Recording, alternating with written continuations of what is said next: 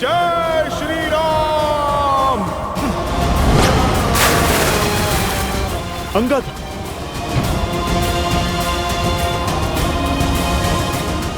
अंगद, अंगद, अंगद, तुम ठीक हो?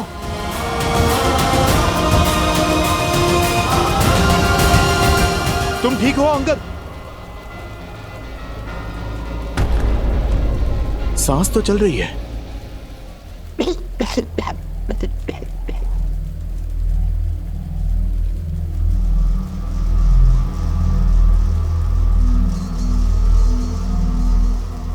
उसे रोकिए, अन्यथा ये युद्ध कभी समाप्त नहीं होगा। किंतु तुम अंगद, ठीक।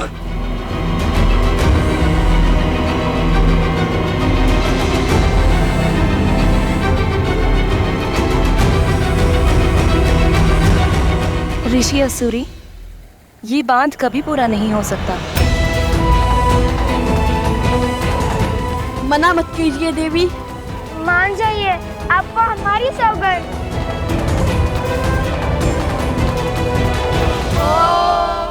मधुजक्ता नितायने मधु रक्षन्ति सिन्धवा वादिविल्ला संतो वसी मधुनक्तो तोसो मधुपाति वरज।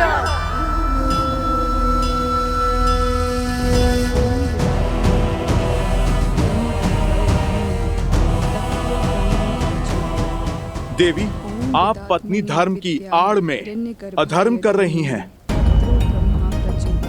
उस अधर्मी की सहायता कर धर्म को तार तार कर रही हैं। आपके पति ने एक नारी के विरुद्ध अधर्म किया है। देवी, आप रुक जाइए, यह मंत्र बंद कीजिए।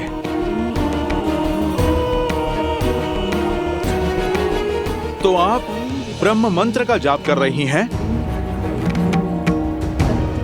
उचित है, मैं आपको रोकूंगा नहीं, मैं भी मंत्र जाप करूंगा। आप जानती हैं वो भी किसका? देवी सरस्वती का।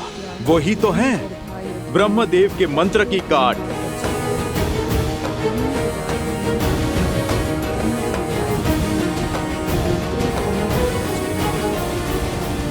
हे देवी सरस्वती, आप उपकार करें, जो यहाँ की सूखी नदियां हैं उनमें उफान भरे। मैं आपका आवाहन करता हूँ।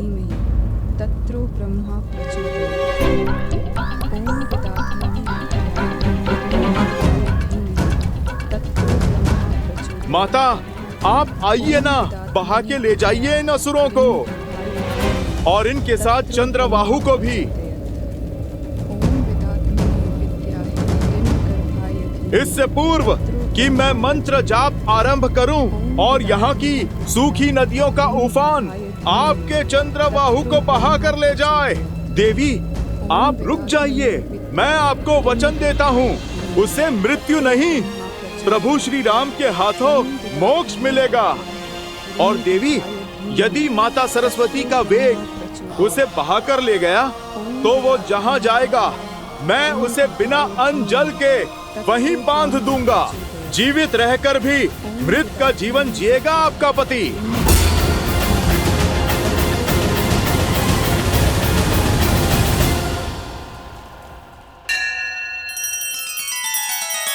श्री रामचंद्र कृपालु भजु मन हरण भव भय दारुणम।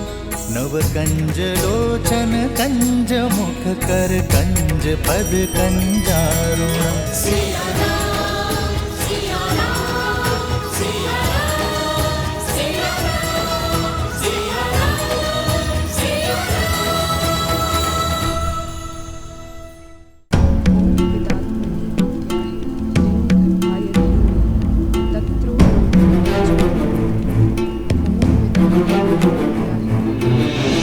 मन में आए इस विचार के पीछे अवश्य ही प्रभु की कोई लीला होगी। चलो माता सरस्वती से ही सहायता की गुहार लगाई जाए। जय माँ सरस्वती, मैं आपका आवाहन करता हूँ। ओम ऐं ह्रीं श्रीं वाग्देव्यै सरस्वत्यै नमः।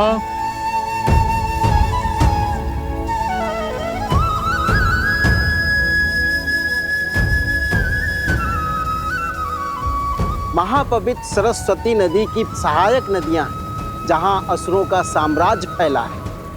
आप अपना वेग वहां ले जाइए।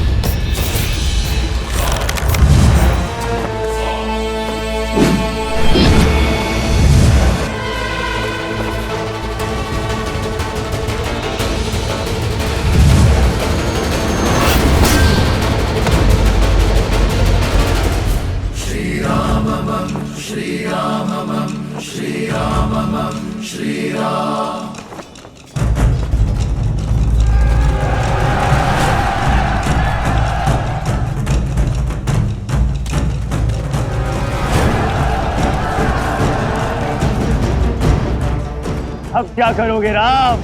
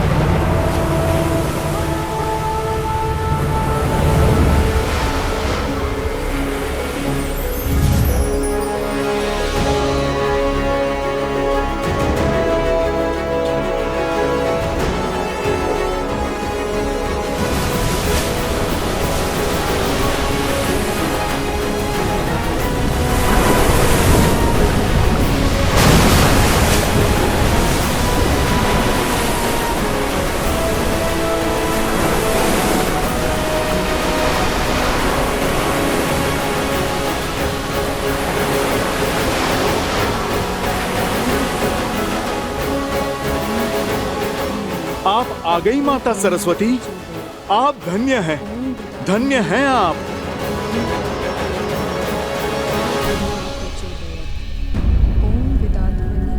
देवी, आपको माता सरस्वती के आने की गड़गड़ाहट सुनाई दे रही है? आप रुकिए, मैं अभी आपको स्पष्ट सुनाता हूँ।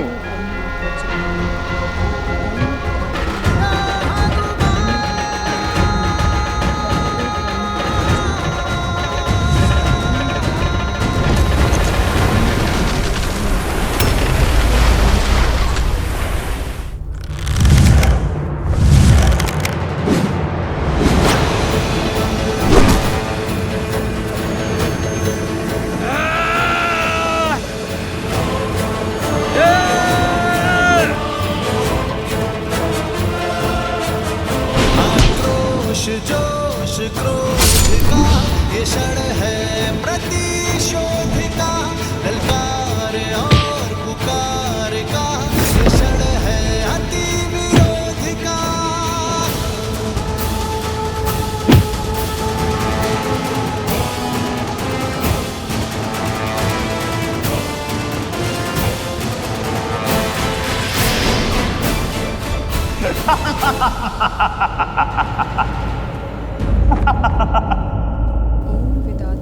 अद्भुत, अद्भुत, वो देखिए, वो डूबा चंद्रबाहु। अरे आप देखिए, देखिए ये जल का वेग कहाँ लेकर जा रहा है उसे। ये तो लगता है सृष्टि के उस छोर पर चला। चलिए, मेरा कार्य तो आरंभ हुआ, अब मैं उसे खोजकर बांधता हूँ। माता, मैंने तो आपको अवसर दिया था, अब आप मुझे आज्ञा दें। यदि आप मान जाती तो आपके पति मोक्ष पाते, किंतु अब तो उसे क्षण क्षण मरना होगा मेरे पास में। स्वामी,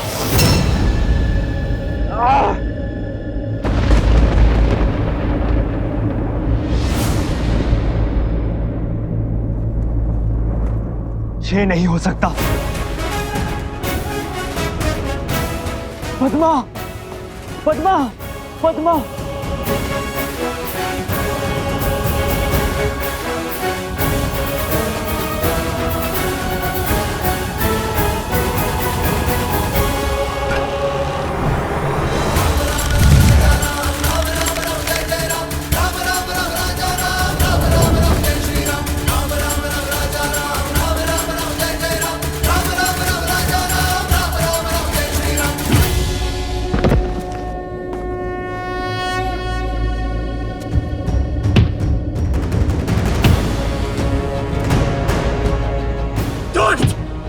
दुराचारी!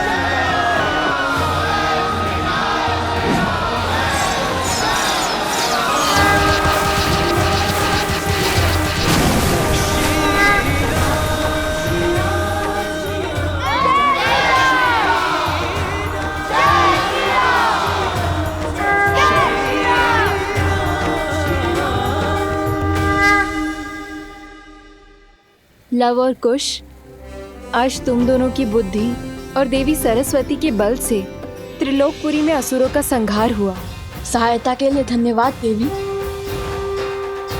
मेरा आशीर्वाद सदा ही तुम दोनों के साथ है।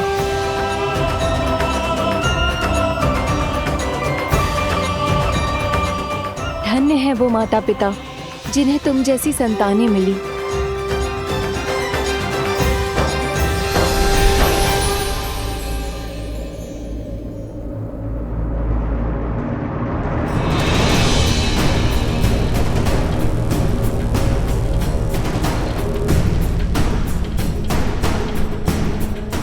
ये क्या है? मकरासुर का महल। कहा था ना मैंने, दृष्टि नहीं दृष्टिकोण बदलो, फिर असंभव भी संभव हो जाएगा।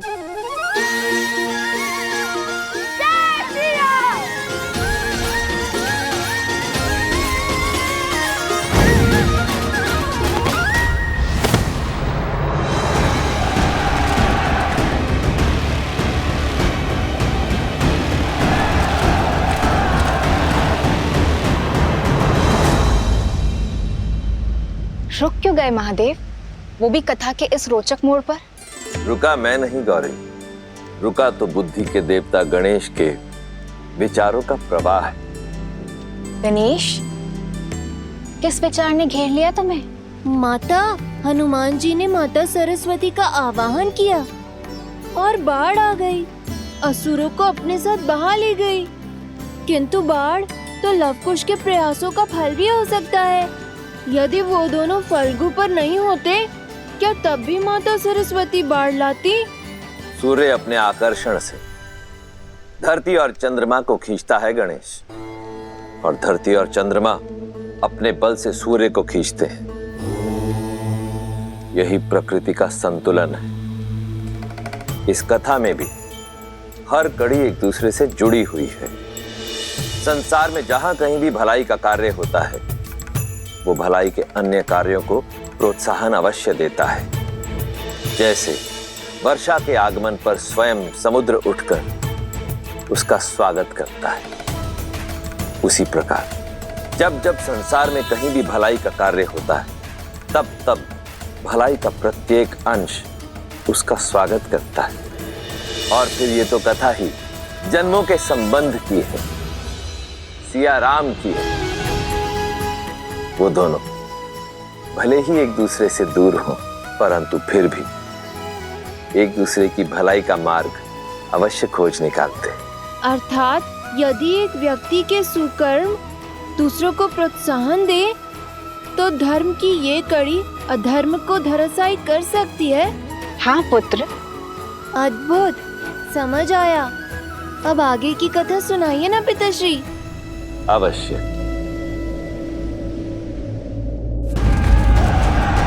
ये लो तुम्हारा उपहार।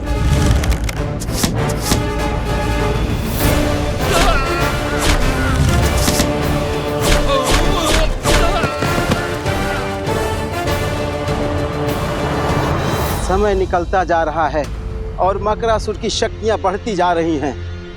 वन देवी की रक्षा के लिए मुझे अपने मंत्रों का उपयोग करना होगा। मैया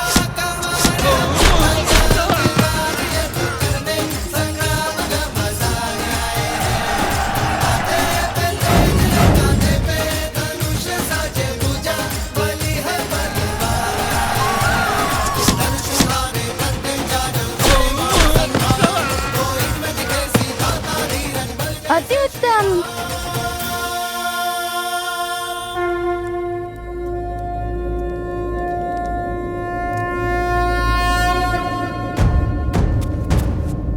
लव कुछ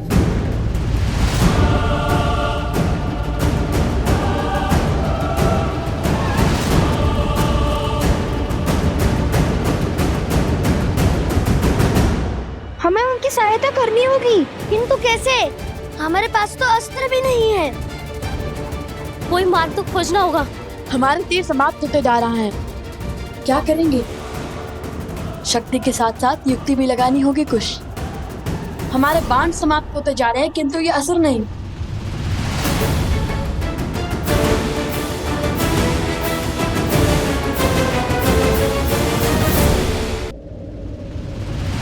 कुछ ये ध्यान करने का समय नहीं है। युक्ति की खोज स्मरण करने का प्रयास कर रहा हूँ। कि कभी श्री राम भी इस स्थिति में फंसे थे जहाँ उनके तीर समाप्त हो गए हो। अरे किंतु उनके पास तो अक्षय तीर था ना, जिसके बाण कभी समाप्त ही नहीं होते हो। ने अपने कर्मों से अभी अक्षय तीर नहीं पाया है। श्री राम भी इस स्थिति में नहीं फंसे। अब क्या करें भैया? कैसे बचाए माता को?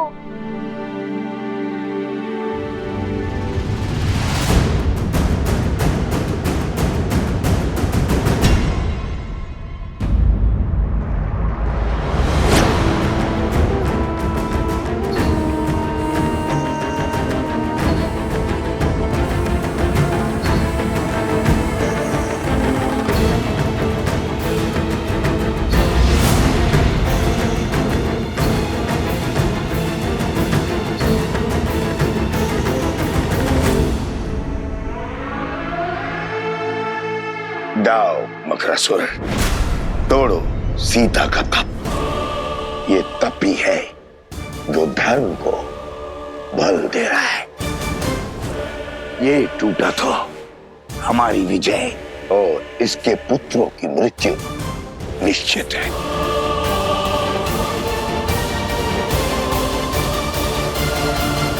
जीवन में कायर तो बहुत देखे, किंतु कायरता की ऐसी पराकाष्ठा नहीं देखी। क्या हुआ? आहत हो गए? धर्म को हराने की, धर्मात्मा को मारने की बड़ी बड़ी बातें तो करते हो, किंतु स्वयं कभी शस्त्र नहीं उठाते। यह कायरता नहीं तो और क्या है?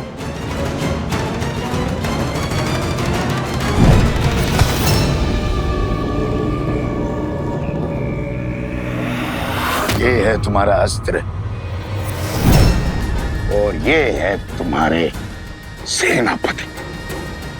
हर योद्धा का अपना अस्त्र और अपना शस्त्र होता है, किंतु हाथ में थामा हर शस्त्र टूटकर बिखर सकता है, जलकर स्वाह हो सकता है। जब दो अस्त्र टकराएंगे तो एक का टूटना निश्चित है, किंतु मेरा अस्त्र न किसी के थोड़े टूटेगा न किसी के जलाए भस्म होगा।